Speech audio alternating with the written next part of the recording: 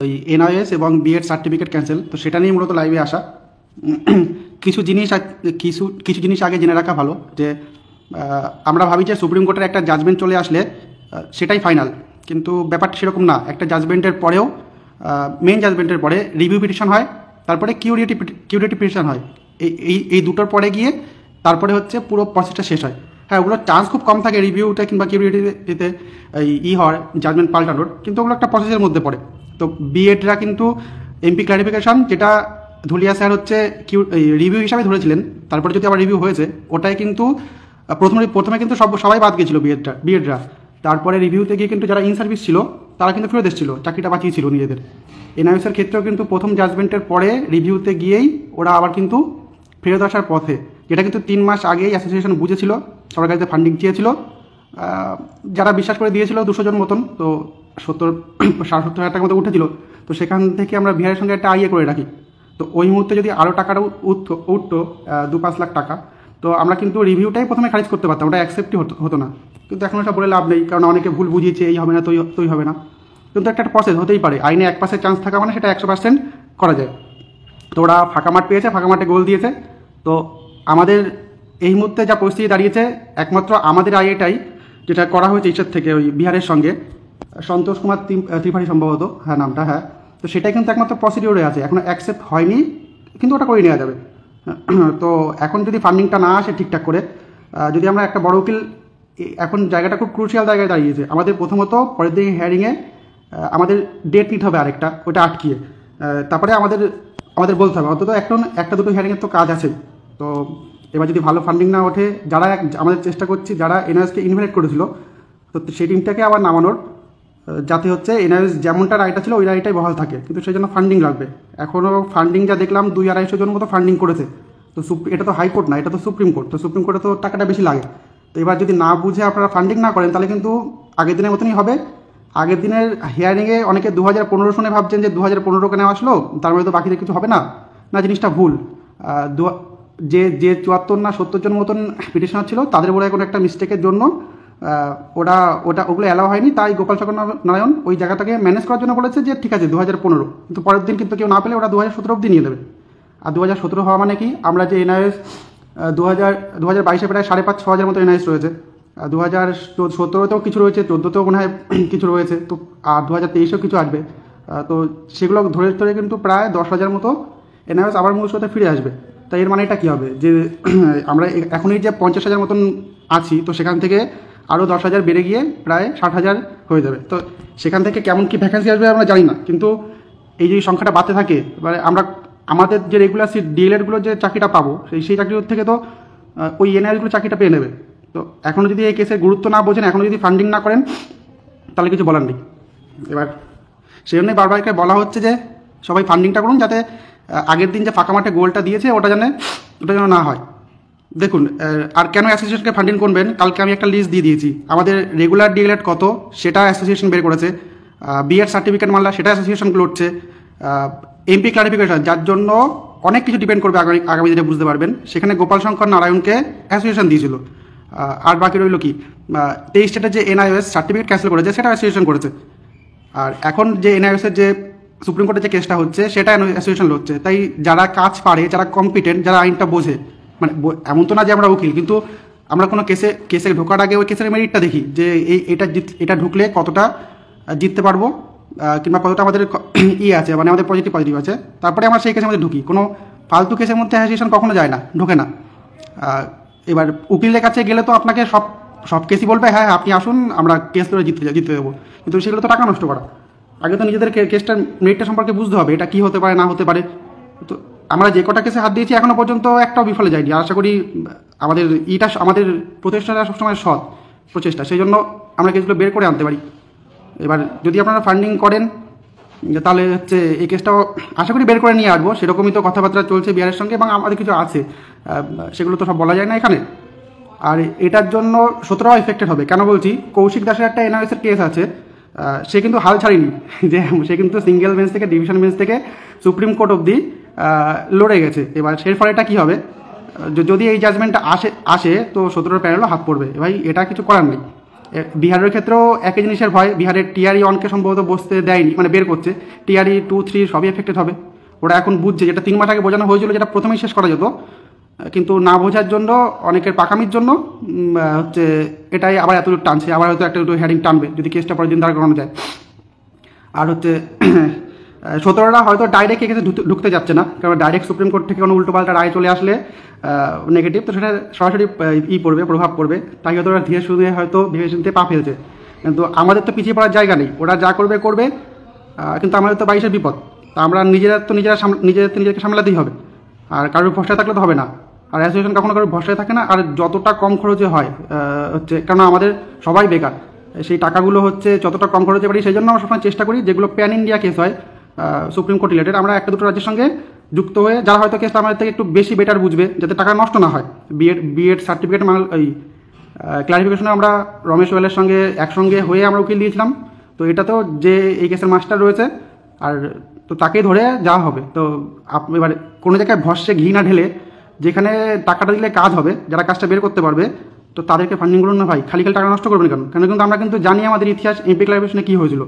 তখন এক একটা জায়গায় একটা জিনিস থাকে, সুপ্রিম কোর্টে যে ওখানকার উকিল হয়, তো তাদের সবসময় প্রাধান্য বেশি থাকে, আর আমাদের হাইকোর্টে যা লয়ার থাকে তাদের দেখবেন প্রাধান্য বেশি থাকে, এটা সব জায়গায় ক্ষেত্রে হয়। তো আমাদের রাজ্য থেকে কোনো উকিল গিয়ে সুপ্রিম কোর্টে হট করে সুবিধা করতে পারবেন না। আপনারা যদি এসএসসির মামলাটা দেখে থাকেন, সেক্ষেত্রে বুঝতে পারবেন আমাদের রাজ্যের থেকে যে উকিলগুলো গেছিলো তারা কিন্তু সুবিধা করতে পারেনি, ওখানকার উকিলরা ডমিনেট করেছিল। তো ওগুলো বুঝতে হয় কোথা থেকে, মানে কোন উকিল কোথায় দেবো না দেবো। হুট করে আমি একটা 5-7 লাখ টাকা খরচ করে কোনো উকিল দিয়ে দিলাম, তো ওখানে গিয়ে কথাই বলতে স্কুল পালো না, টাকা নষ্ট। যেটা কাজে লাগবে, মানে যেখানে কাজে লাগানো যাবে, তো সেখানে টাকা দিতে হবে ভাই। অনেক ঘাটতে হয় এগুলো নিয়ে, হট করে ভাই কেস করলে হয় না, সাফল্য আসে না। সেই জন্য অ্যাসোসিয়েশনের এখনও পর্যন্ত যে কেসগুলো হাত দিয়েছে, মোটামুটি তো এখনও পর্যন্ত একটা তো সফল, মানে বিফলে যায়নি, টাকা সব তো বের করে এনেছি কেস। তো পাশে থাকুন, এটা খুবই গুরুত্বপূর্ণ, কারণ প্রায় 10,000 কিন্তু চলে আসবে।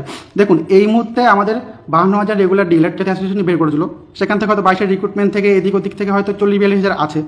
তো সেখান থেকে ভাই এটা ঠিক যে একবারে কিন্তু 50,000টা প্রতীকী, কিন্তু 50,000 কি কখনোই দেবে? সবাইকে বলতে পারেন মনে এই বুকে হাত রেখে? হয়তো 20 দিল কি 30 দিলে তো খুবই ভালো। তো তারপরে যারা বাকি থেকে যাবে, তো সেগুলো আমাদের তো উচিত যে আমরা যারা রেগুলার ডিএলএড, এবার না হোক ভবিষ্যতের জন্য আমাদের এটা সুরক্ষিত রাখা। তো যদি আমরা বিএড সার্টিফিকেট কিংবা এনওয়াই যাদের আটকে দিই, তো এখন যা টেটের প্রশ্ন হচ্ছে ভাই, পাস করা তো খুবই কঠিন সত্যি সত্যি। তো যারা থাকবে যে অংশটা পড়ে থাকবে, এবার নয় পরে রিক্রুটমেন্টে, তো ভাই তারা অ্যাবজর্ব হয়ে যাবে না। তো আমাদের নিজের সাথে সাথে ভবিষ্যৎ সুরক্ষিত করে রাখতে পারি, কারণ আমরা তো জানি না যে হয়তো আমি অঙ্কুর দিদি প্রীতম যারাই আছে, হয়তো আমরা কেউই চাকরি না পেতে পারি, এবার পড়ার জন্য তো আমাদের সুরক্ষিত রাখতে হবে না আমাদের ফিউচারটা। এবার সেইটাই বলে যে নিজের ফিউচারটা সুরক্ষিত করুন। এই দুখানা কেস আছে, এটা যাই একসঙ্গে পড়ে গেল, এটাই হচ্ছে সবচেয়ে, আমরা শুধু বিএড নিয়ে ভেবেছিলাম, কিন্তু একসঙ্গে পড়ে গেল দুটো কেসই একসঙ্গে। তো ফান্ডিংটা ভাই লাগবে, একটু করুন। আর যারা পারে সত্যি সত্যি কেস বের করতে, ভাই কেসের হিসাব তো দিলাম, করুন প্যারালালি দুটো জিনিসের করুন, মানে কারা কোন কোর্স করেছে, কোথায় সাফল্য পেয়েছে কি, তারপরে হচ্ছে সেই জেনে বুঝে কাজ করুন যে কারা বের করতে পারবে কেসগুলো, খালি খালি টাকা নষ্ট করার দরকার নেই। আর 17দের হয়তো বললাম, তারা হয়তো একটু বুঝে পাপ ফেলছে, কারণ সুপ্রিম কোর্ট থেকে কোনো ভুল রায় আসলে ভাই ইম্প্যাক্ট তাদের পড়বে সাথে সাথে।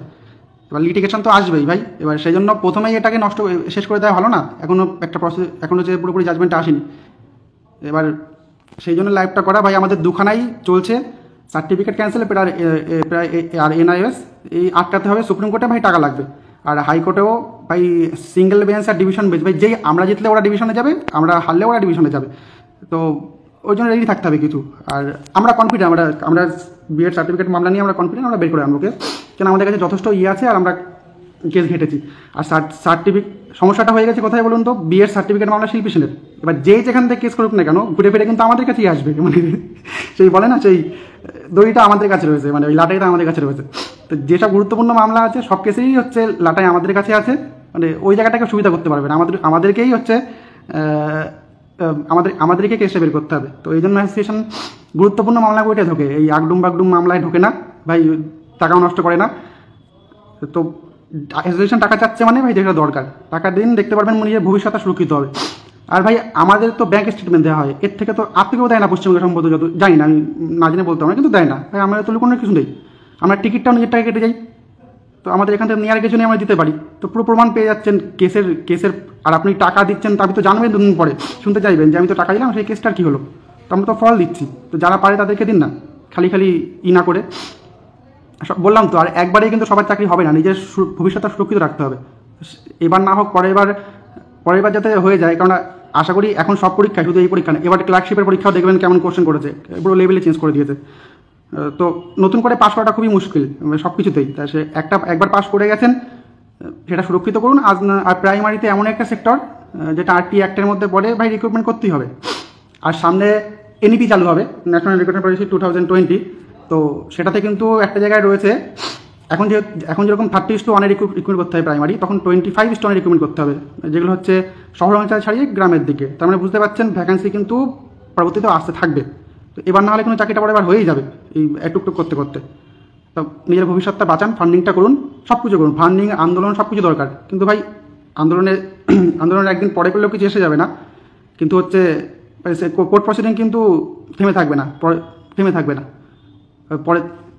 ম্যাচ করেছে 1 সেকেন্ড দেওয়া ছিল, হ্যাঁ, তো ভেঙে থাকবে না। পরের দিন কিন্তু 10 তারিখে কিন্তু 3 তারিখের সময়, 10 তারিখে 3টের সময় কিন্তু ফিক্সড ম্যাটার করে দিয়েছে। তো সেটা কিন্তু কেসটা উঠবে। এবার সেদিন যদি উকিল না যেতে পারি, ওটা কিন্তু বের করে নেবে। আর গোপাল শঙ্কর নারায়ণ খুবই স্মার্ট উকিল। আমরা প্রথমে ভেবেছিলাম হয়তো যদি মেইন কাউকে রাখা না যায়, যারা আমরা চেষ্টা করছি, তো গোপাল শঙ্কর নারায়ণকে রাখবো, কিন্তু ওরা হাইজ্যাক করে নিয়েছে। তো এখন যিনি ক্যান্সেল করেছিল তাকেই দরকার এই পরিস্থিতি থেকে বের করে আনার জন্য। তো দুখানা কেসই চলছে, কেননা এই আগের দিন যে হিয়ারিংটা হলো হাইকোর্টে সার্টিফিকেট মামলার, শুভ্রাংশু সম্ভবত নামটা, এবার শুভ্রাংশু পাঠক, ভাই সেখানেও কিন্তু পর্ষদ শিল্পীশনের মামলার কথাই বলেছে। ভাই সব জায়গায় আমরা আছি, ভাই আমাদেরকে টপকে তারপরে অ্যালাউ হতে হবে। দেখুন, যারা রুলসে এবং সুপ্রিম কোর্টের রায় ভ্যালিড, ভাই তারা ভ্যালিড, তাদের ওয়েলকাম, তাদের সঙ্গে কোনো শত্রুতা নেই। আর ভাই কিন্তু যারা ভ্যালিড না, ভাই তাদের তো আমাদের পার করে যেতেই হবে, ভাই যুদ্ধ করে যেতেই হবে। আর এখানে তো কেউ ছাড়বে না। আর তো সার্ভাইভাল অফ দ্য ফিটেস্ট, ভাই যে থাকবে ভাই লড়ে তো নিতেই হবে। সবাই ফান্ডিং করুন, কেসের গুরুত্বগুলো বুঝে, আর যারা পারে তাদেরকে করুন, এটাই বলার। কারণ কিন্তু প্রায় 10,000, আর এনআরএসের সংখ্যাটা কিন্তু প্রায় বিহারের পরে পশ্চিমবঙ্গে সবচেয়ে বেশি, 1,72,000 মতন। যদি এখন ইমিডিয়েট এফেক্টে কিন্তু প্রায় 10,000 কিন্তু এক্সট্রা ইন্টারভিউ দেবে। তো এক্সট্রা 10,000-এর মধ্যে হয়তো 2,000 একাডেমিক ভালো থাকতে পারে, তারা হয়তো ভালো পড়াতে পারে। তো তারা কিন্তু এই 2,000 সিটটা কিন্তু রেগুলার ডিএলএডেই চলে যাবে, মানে রেগুলার ডিএলএডে কিন্তু 2,000 সিট বেরিয়ে গেল, এলিমিনেট হয়ে গেল। তো ভাই যেটা মানে এটা হচ্ছে ভয়, মানে হচ্ছে, তো সেই জন্যই হচ্ছে ফান্ডিংটা করুন, হাত শক্ত করুন। আর একটা জিনিস কি, প্রতিবার যারা ফান্ডিং দেয় দেখি তারা এবার ফান্ডিং দেয়, এটা কেন ভাই? ভাই আর কি কারো জ্বালা নেই, মানে এদেরই কি সব দায়িত্ব নিয়ে পড়েছে, আর সবাই শুধু হচ্ছে ফয়দা লুটবে, এটা কেন? ভাই প্রত্যেকটা জেলা গ্রুপ থেকে, ভেরিফাইড গ্রুপ থেকে যারা ফান্ডিং দিচ্ছেন, তাদের আমরা একটা স্টেট লেভেল গ্রুপে নিয়ে যাব। ভাই তারা চাকরি পাওয়া অবধি পুরো আইনি সুবিধা সব পাবে আমাদের কাছ থেকে। আর বাদবাকিগুলোকে ভাই ধরে এলিমিনেট করা হবে। 31শে নভেম্বর অবধি টাইম দেওয়া হয়েছে, কারণ একজন বড় ফান্ডিং দেবে আর সবাই সুবিধা নেবে, এটা তো হতে পারে না। যারা আমার সাথে থাকে, ভাই আমার তাদের সাথে আসি। ফান্ডিং, কারণ এখন 2টো কেস চলছে রানিং, ভাই ফান্ডিং করুন, নিজের ভবিষ্যতে সুরক্ষিত করুন। আর বর্তমানে ভেসে থাকবেন না, কারণ বর্তমানে ভেসে রয়েছেন পরীক্ষা দেওয়ার পরে জানি না মানে ইন্টারভিউ দেওয়ার পরে কার চাকরি হবে, কার চাকরি হবে না। তারপরে নিজের ভবিষ্যতে সুরক্ষিত করুন, যাতে ভবিষ্যতে চাকরিটা হয়ে যায়। এইটুকুই ছিল, ফান্ডিং করুন, খুবই দরকার। প্রথমে বিএডটা তো তাও হয়তো ডিসেম্বর শেষের দিকে হিয়ারিং হতে পারে, এখনও ডেট ঠিক হয়নি, কিন্তু এনআরএস 10 তারিখে হবে। আমাদের প্রথমে তো একটা ডেট নেওয়াই দরকার, ওই দিনটা আটকিয়ে, ওই দিন হয়তো কোনো রায় আসবে না, কিন্তু আমরা ঢুকতে পারলে ওই দিনটা পিছিয়ে একটা ডেট নেওয়া যাবে। আর একটা দুটো হেডিং তো লাগবেই না শেষ করতে গেলে। তো সবাই ফান্ডিং করুন, এটাই বলার, এটুকুখানি ছিল।